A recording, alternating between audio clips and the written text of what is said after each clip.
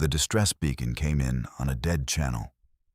Not radio, not laser pulse. Something older, something that scratched at the edge of every frequency at once, like a sound trying to exist in a language that had not been invented yet. Chief Engineer Dale Rourke heard it first because Dale always heard things first. He was 3 decks below the bridge of the orbital repair station Meridian Cross, elbow deep in a coolant manifold.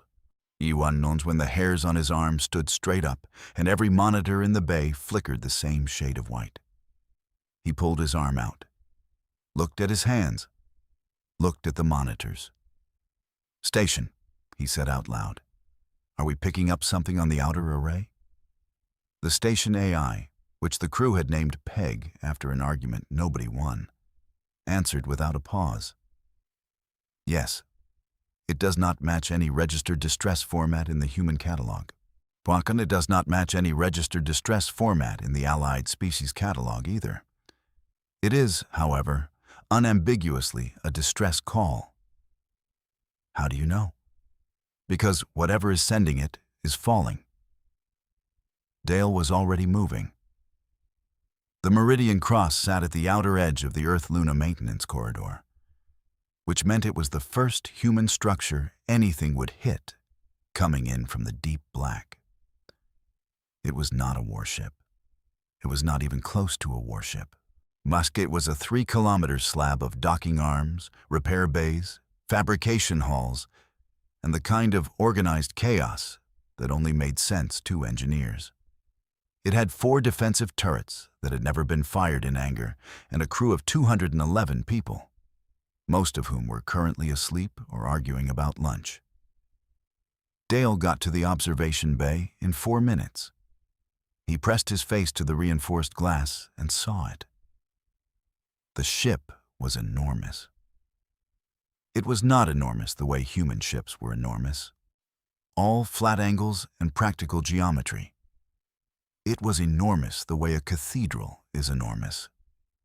The way something built over generations by hands that understood they would never see it finished is enormous. It had spires. Actual spires. It had structures along its hull that caught the light and scattered it into colors that had no names in English. It was also, very clearly, dying. Great sections of the outer hull had been torn away. Drive columns that should have glowed were dark and cold. The ship rotated slowly, not with any purpose, just with the helpless drift of a thing that had lost the ability to stop itself.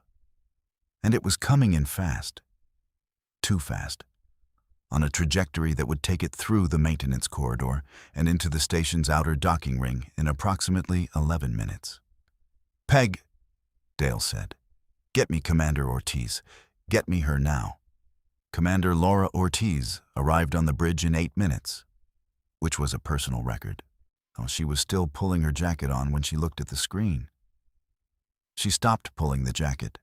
She just stood there for a moment with one arm in and one arm out. "That's not one of ours," she said. "No," Dale said. "That's not one of anyone's." "No." She finished putting her jacket on. She sat down. She looked at the trajectory model Peg had already drawn on the main screen.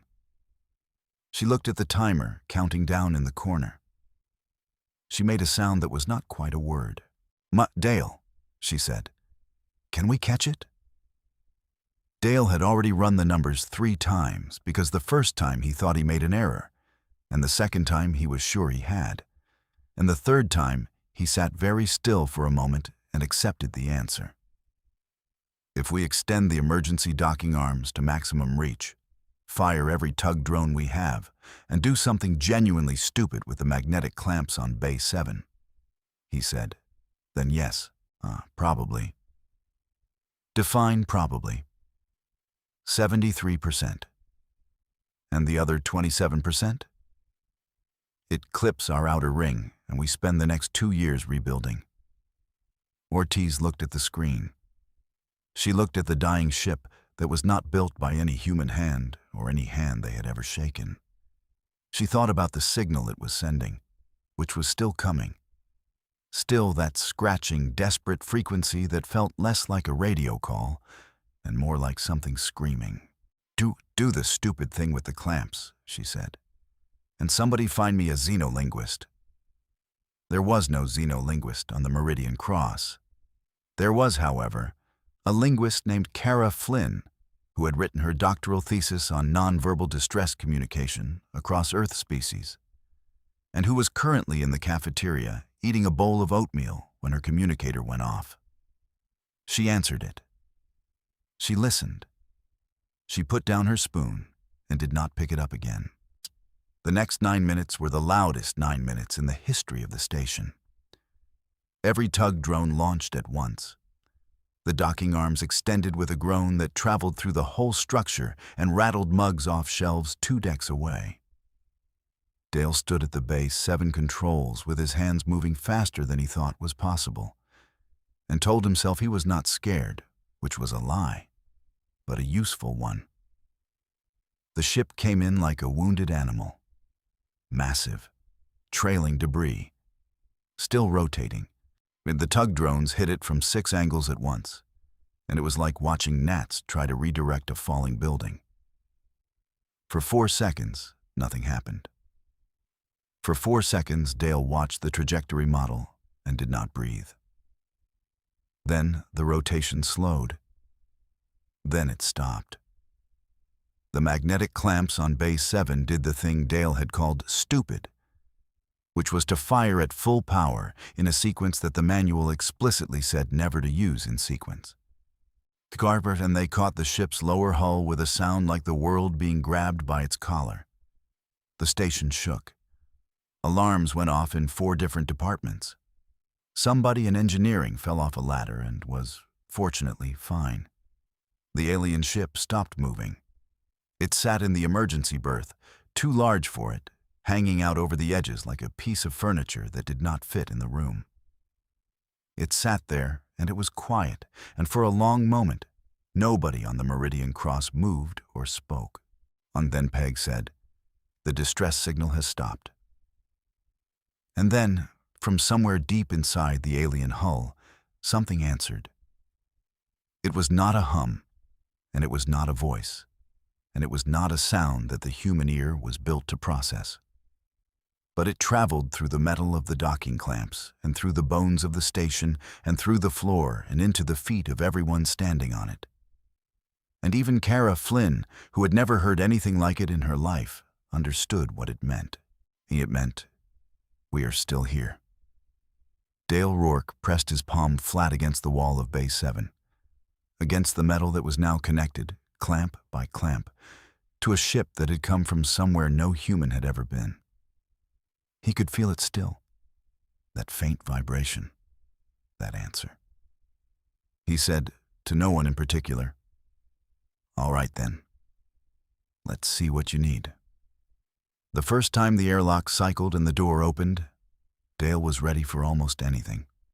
He was not ready for 3 beings and the height of a standard doorframe, built like the doorframe had learned to move on its own, with skin the texture of old dry wood and eyes that were entirely silver and caught the light the same way the ship's hull did, scattering it into colors that had no names.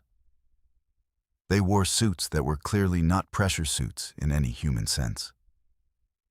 The suits moved with them, changed with them, almost breathed. They looked at Dale. Dale looked at them. Behind him, Kara Flynn had her recorder running and her notebook open and her pen ready, which was a habit she could not break even in the most extraordinary moment of her professional life. The tallest of the 3 made a sound. It started somewhere in their chest, moved through what might have been a throat, and arrived in the air of Base 7 as something that was half vibration and half light. It lasted 4 seconds. Then it stopped. Everyone looked at Kara. "I have no idea," she said. "No, but play it again, Peg." Peg played it back through the speakers at half speed, then quarter speed. Then she isolated frequency bands and displayed them as a visual wave pattern on the bay monitor. Kara looked at the pattern. She looked at the aliens. She did something that surprised everyone, including herself. She hummed back at them. Not the sound. A response to the shape of it. Low, then rising, then dropping. And the way you answer a question by showing you understood the question, even if you do not yet have the answer. The tallest alien's eyes shifted. Something moved across their face that Dale could not name and did not try to. They made another sound. It took 11 days to build the first functional vocabulary. Kara slept 4 hours a night and spent the rest of the time in a room she had turned into a wall of wave patterns, frequency charts, and color-coded index cards. She worked with Peg, who turned out to be very good at this, and with a 23-year-old data analyst named Kevin Osai, who could hold 4 frequency patterns in his head simultaneously and had no explanation for why. The aliens, whom the crew began calling the Veth, because that was the closest human syllables could get to the sound they used for themselves, did not try to explore the station. They did not make demands. They went back to their ship, and they waited with a patience that suggested they had been patient before, through things much worse than this. On day 4, Dale got permission from Commander Ortiz to take a look at the exterior damage in detail. He suited up, took 3 of his best engineers, and went out on the hull. He was out there for 6 hours. When he came back in, he sat in the Bay 7 office for a while without saying anything. Ortiz came to find him. "How bad?" she said. "You know that thing," Dale said, "where you look at something broken and you think, I do not know where to start." "Yes." "It is not that," he said. "I know exactly where to start. I know the order. I know what tools we need and what materials and what processes. I have looked at broken things my whole life, and I know how to fix them. And this ship is broken in ways I have never seen before. With materials I have never worked with, using systems I have never touched." He paused. "Yuan and I know how to fix all of it." Ortiz sat down. "Explain that." "The physics is the same," Dale said. "It is always the same. Pressure, heat, structural load, energy transfer. They built it differently. They built it with materials we do not have and could not make. And honestly, I want to sit with one of their engineers for about a decade. But the principles..." He put his hands flat on the desk. "The principles are the same. And if I can fabricate analog materials, which I think we can, then I can fix their ship." "How long?" 6 months, he said. "Maybe 5 if I do not sleep." Ortiz looked at him for a long moment. "What do you need?" "Everything," Dale said, "and I need to talk to them." On day 6, Kara had enough vocabulary to facilitate a conversation. It was a halting, imprecise conversation, full of gaps and approximations. The kind of conversation you have when 2 people share no language and must build one from nothing using only patience and the assumption of good faith. But it happened. The name of the tallest alien, the one who appeared to speak for the 3, resolved over several attempts into something that sounded like Orin. Dale was not sure that was right. Orin did not correct him. Whether that meant it was right or meant they were being polite, he could not tell. Through Kara's careful relay, Dale explained what he had found on the hull. He explained what he believed he could do. He explained what he would need from them, which was access to their engineering systems, their materials data if it existed in a form that could be shared, and their patience. Orin listened. Then Orin said something that took Kara 3 attempts to translate. "You are offering to repair what took us generations to build." "Yes," Dale said. "Why?" Dale thought about it. Because you asked, he said. And because I can. And because leaving something broken when you know how to fix it is not something I am able to do. There was a silence. Then Oren made a sound that Kara had not heard before. She marked it in her notebook with a question mark and underlined it twice. What was that? Dale asked quietly.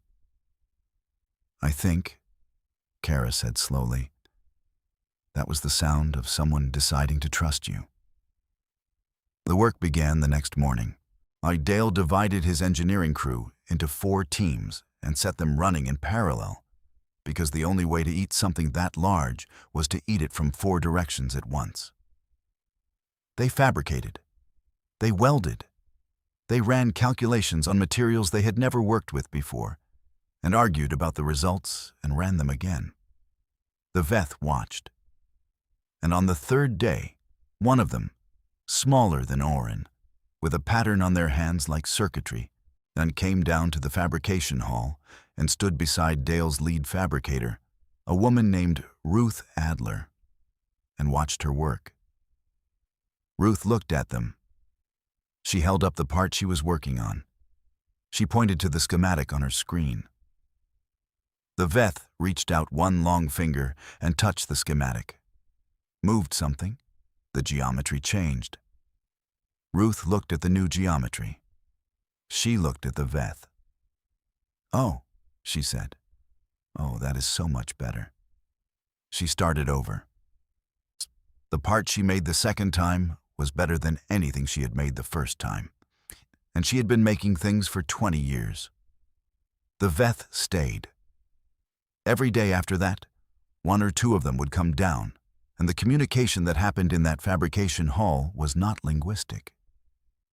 It was hands and tools and screens and the universal language of a person pointing at a thing and saying, not quite like that, like this, and the other person understanding. Abar Kevin Osei started recording these exchanges and realized after 2 weeks that he was building a second vocabulary, a technical vocabulary made entirely of gesture and example, that was more precise in some ways than anything Kara was building with sound. Commander Ortiz received her first inquiry from Earth Command on day 9. They had, of course, noticed the alien ship on the docking records. They had questions. Many questions. The tone of the questions suggested they were not entirely comfortable with the answers she had already given. She answered them with the calm, patient thoroughness of a person who has decided what they are doing is right and is prepared to explain it as many times as necessary. We are repairing a vessel in distress, she said. That is what this station is for. The species of the vessel does not change the obligation. Earth Command went quiet for a day. Then they sent a military liaison. Ortiz met him at the docking port with a cup of coffee and a very clear expression on her face that said, "You are welcome here, and you will not interfere." His name was Colonel Ray Dunn, and he was good at reading expressions. He took the coffee.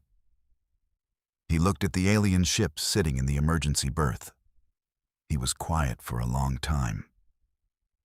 "Do they have weapons?" he said finally. "Probably," Ortiz said. "So do we. This has not come up in conversation." Dunn drank his coffee. Then he looked at the fabrication hall through the window, where Ruth Adler and a Veth engineer were bent over the same workbench, arguing in gestures about a component neither of them had a word for. "All right," he said. "What do you need from me?" "Nothing," Ortiz said.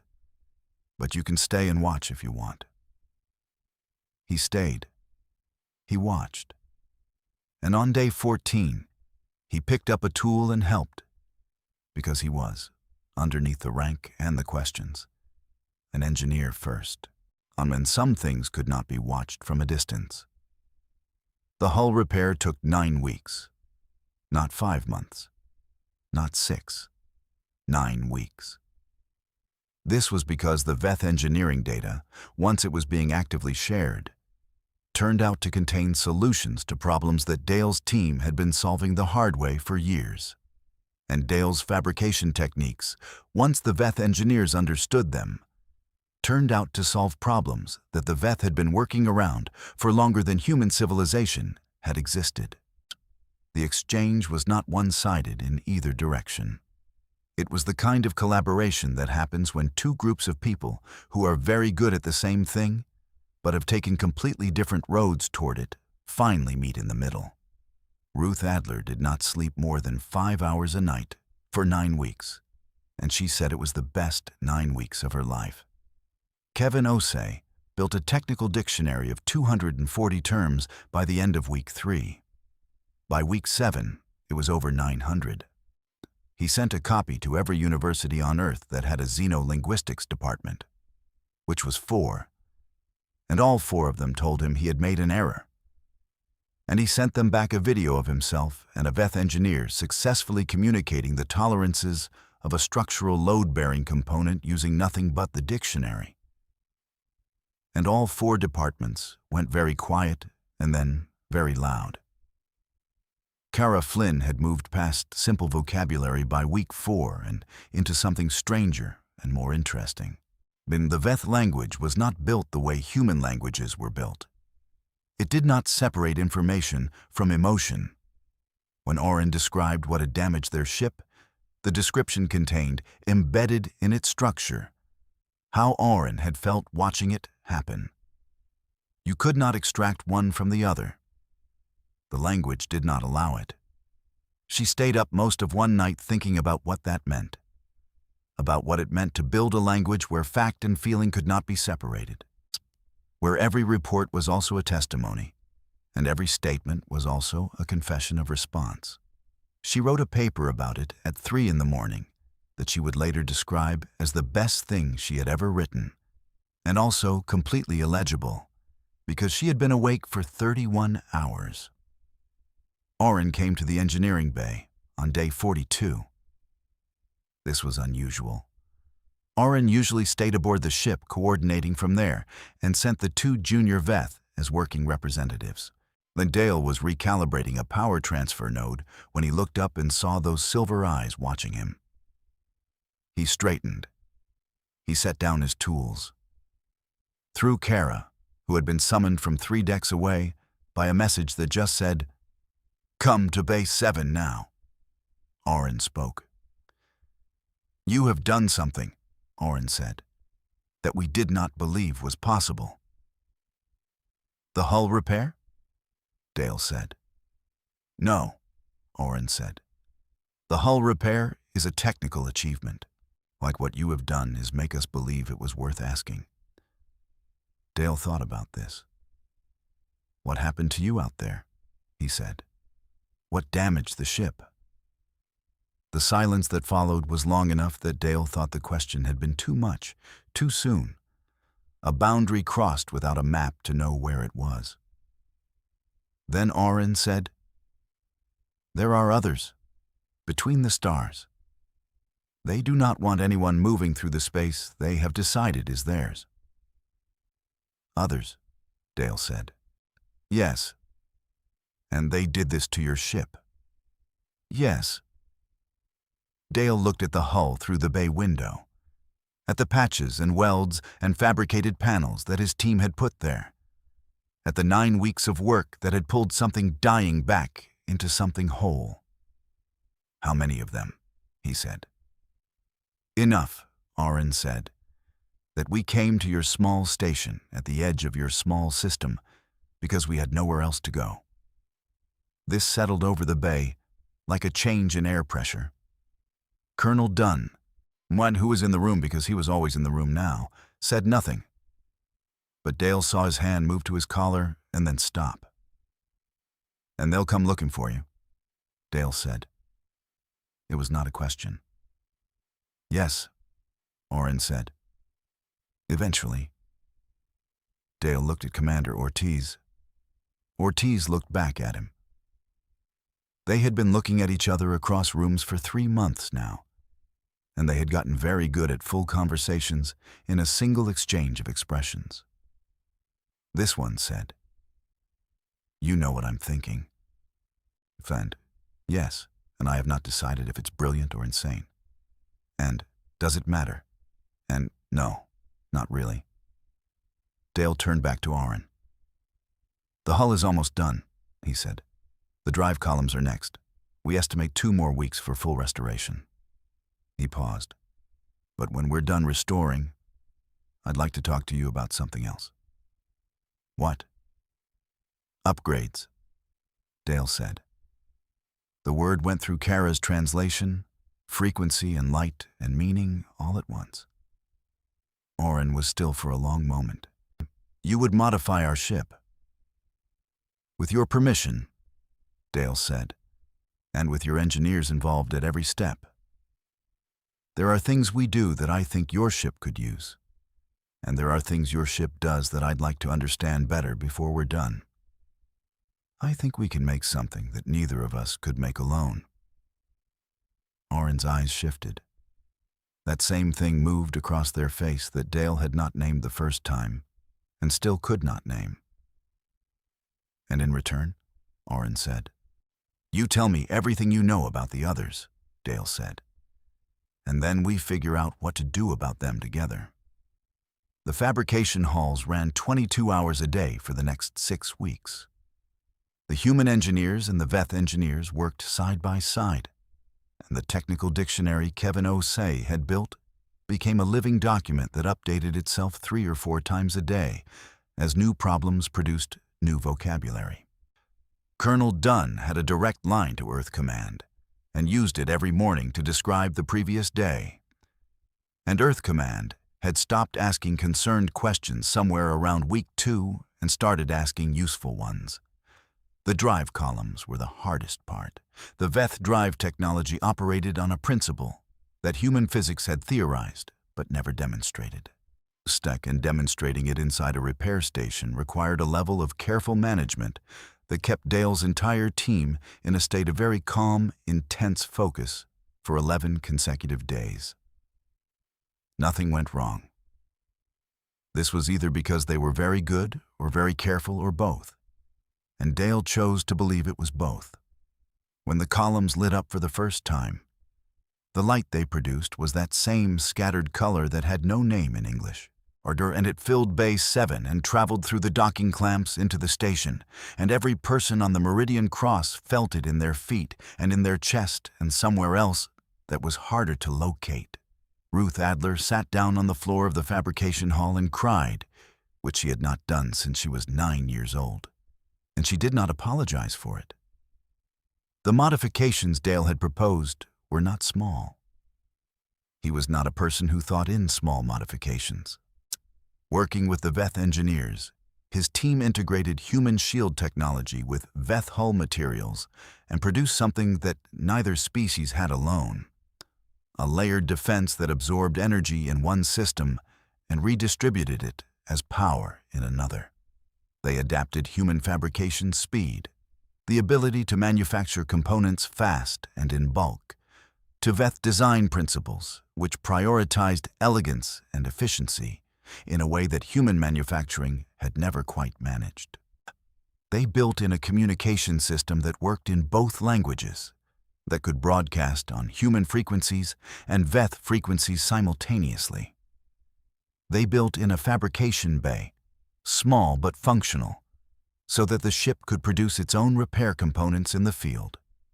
And Dale built something else, something he had not discussed with Commander Ortiz until it was done, because he was not sure she would approve, and he had decided to do it anyway and explain afterward. In the lowest deck of the newly restored and modified Veth ship, connected to the ship's main power grid, Dale installed a human-built automated fabrication core. Compact, powerful, capable of producing, given raw materials and time, almost any component in either the human or Veth design catalog. It meant the ship would never be helpless again. Not the way it had been when it arrived, not dependent on finding a station willing to catch it. It carried its own ability to rebuild within it. When he showed it to Oren, the translation took a long time. not because the words were complicated, but because Oren stood very still for several minutes after Kara finished speaking. Then Oren made the sound Kara had marked with a question mark and underlined twice on day 6. "What does that one mean?" Dale asked. "You still haven't told me." Kara was quiet for a moment. "I think," she said, "it doesn't translate directly. It's the sound for something like, 'I came to you broken, and you gave me more than I lost.'" The departure was scheduled for a Tuesday morning, station time. The Veth had given Dale and Kara and Kevin and Ruth and Commander Ortiz and Colonel Dunn a gift the day before, which was not an object, but a transmission, a compressed data package that contained everything the Veth knew about the others. Their locations, their patterns, their known capabilities, everything that the Veth had gathered in years of careful, costly observation. Colonel Dunn took one look at the size of that data package and got on his line to Earth Command and stayed on it for 4 hours. The morning of departure, the entire crew of the Meridian Cross gathered in the docking corridors and the observation bays. 211 people. Most of them had contributed something to the work, in labor or in logistics or in covering someone else's duties while they were in the fabrication hall. They had all felt the ship arrive. They were all going to watch it leave. Dale stood at the Bay 7 window with Ruth beside him. Her hands were still rough from 9 weeks of constant work. She had a cup of coffee she wasn't drinking. The Veth ship released from the docking clamps with a sound like held breath letting go. It moved out of the berth slowly at first, careful in the way something large and newly whole is careful, testing itself, trusting itself again. Its drive columns were lit. They colored the surrounding space in those unnamed shades. It was, Dale thought, the most beautiful thing he had ever seen. And he had seen a lot of beautiful things in a life spent with machinery. "Dale," Ruth said. "Yeah." "Look." He looked. The ship had stopped. It was sitting just outside the berth, still and steady in the black. For a moment, nothing happened. Then its fabrication systems activated. Dale could see it on the bay monitors because Kara had helped them install a shared diagnostic system. The ship's new fabrication core, his fabrication core, running on the Veth power grid, was doing something. It was building, not for itself. The materials were leaving the ship, shaped and precise, floating in a loose formation just off its hull. Components, drive components, and the same design as the upgraded columns they had installed. 1 set, then 2, then 3. Kevin Osai figured it out before anyone else and made a sound that was not a word. "They're leaving us parts," Ruth said very quietly. "Not just parts." Dale realized it as the count climbed. They were leaving them enough to build a ship, not a repair station. A ship, an actual ship, with the Veth drive technology and the integrated defense systems and all of it. And they were paying for their repairs with a blueprint made of components, delivered in the dark off a Tuesday morning. No ceremony, no speech. "Peg," Dale said, "can you compile the design from the component specifications?" "Already done," Peg said. "It's a complete design. It matches no existing human or Veth vessel. It is, however, entirely buildable with your current fabrication capacity." Dale put his hand on the window glass. The Veth ship moved. It accelerated with that engine he had rebuilt and modified, and understood now better than almost anything he had ever touched. It crossed the distance to the edge of the corridor in seconds. It went to faster-than-light transit, the Veth method, which was different from the human method and more efficient in a way that Dale's entire team had spent 3 weeks learning. and it left a brief trail of that colored light in the dark. Those unnamed colors. And then it was gone. The corridor was very quiet. Commander Ortiz came to stand beside Dale. She looked at the component field floating outside the window, the gift left behind, the parts of a ship that did not exist yet. "Well," she said. "Yeah," Dale said. "You know, Earth Command is going to want to talk about this." "I know. And the others, whoever they are, that data package." "I know." She looked at him. "Any regrets?" Dale thought about 9 weeks. About Ruth crying on the floor of the fabrication hall. About Kevin's dictionary. About Kara's paper that she had written at 3 in the morning. About the sound that meant I came to you broken, and you gave me more than I lost. About the components floating in the dark. "Not one," he said. Earth Command sent a response to Commander Ortiz's full report 14 hours after the Veth ship departed. The response was 12 pages long and contained a great many words that added up to the following things. This was extremely irregular. The protocols that had been bypassed were important protocols, and Earth Command would like to discuss the matter thoroughly. And then, at the end, almost as an afterthought, between 2 paragraphs about documentation requirements. Proceed with construction. Ruth Adler had already started. She had pulled 12 engineers off their regular rotation and set them on the component field before the authorization came, because she had looked at those parts floating in the dark and could not leave them there. She was not surprised when the authorization arrived. She had assumed it would. Ruth was the kind of person who began what needed to be done and trusted the paperwork to catch up. The ship they built from the Veth's gift took 4 months. It was faster than it should have been because the components were already made, and because Ruth's team was in a state of focused joy that made them faster and more precise than they had ever been. The design was strange. It did not look like a human ship, and it did not look like a Veth ship. It looked like what it was, something built by 2 species thinking together. They named her the Meridian Veth, which was plain and honest and did not try to be more than it was. Dale piloted her on the first test run. He was not a pilot by training. He had never claimed to be. Ruth sat in the co-pilot seat looking absolutely certain it would be fine. Kevin Osei was in the back running every diagnostic simultaneously.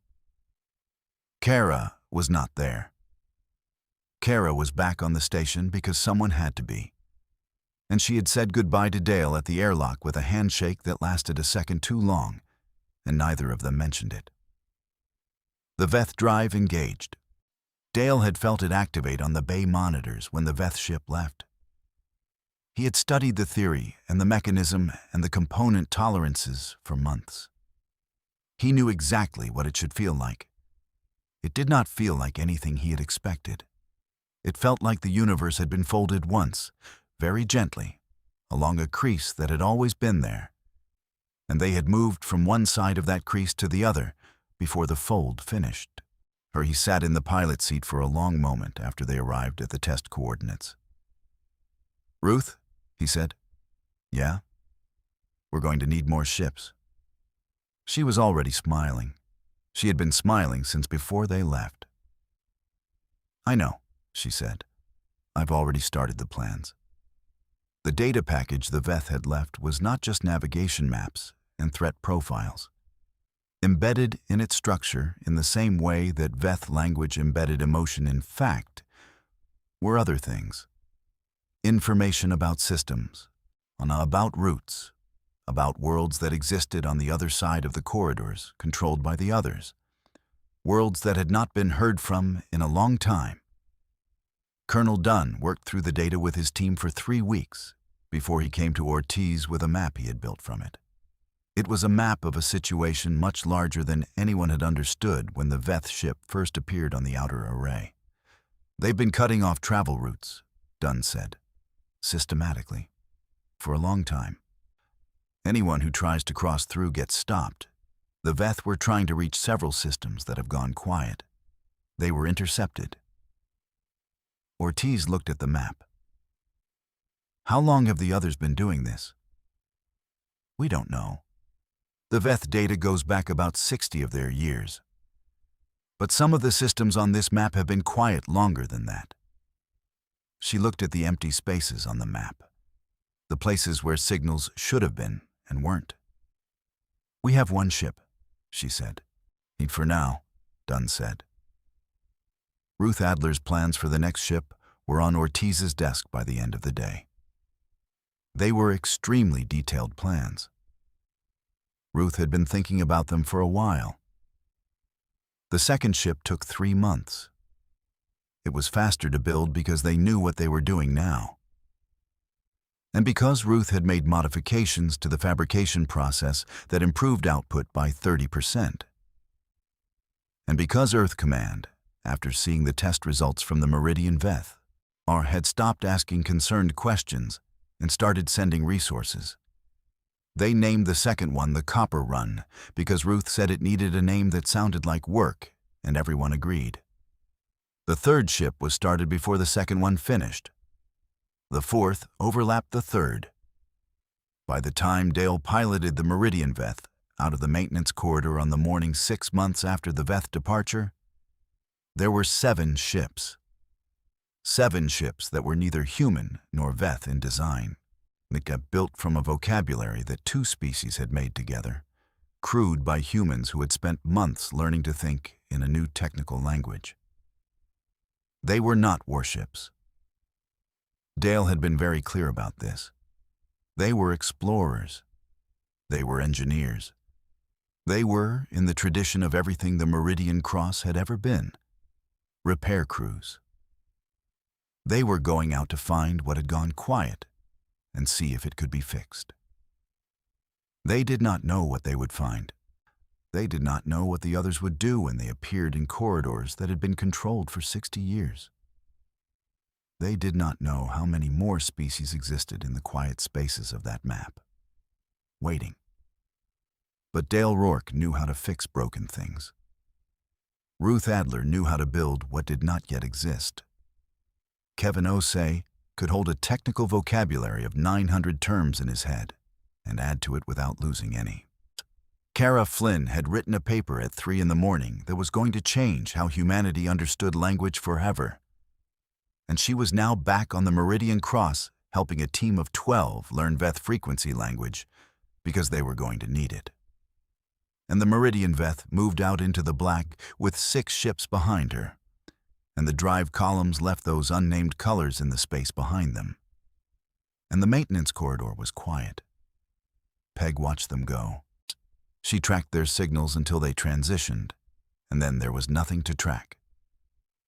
Then she turned her attention back to the station, to the 211 people still aboard, to the fabrication halls that were already producing components for Ship 8, to the work that remained.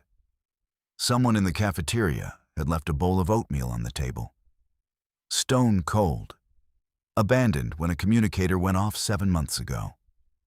Peg noted it. Peg noted everything, like it was her job, and she was very good at it.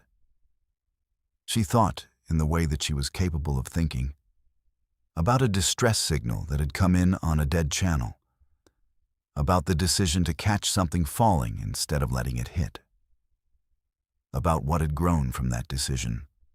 7 ships, a new language, a map of a situation that humanity had not known it was part of, and an empty bowl of oatmeal that was still sitting on a cafeteria table. She would remind someone to clean it up later. There was too much else to do first.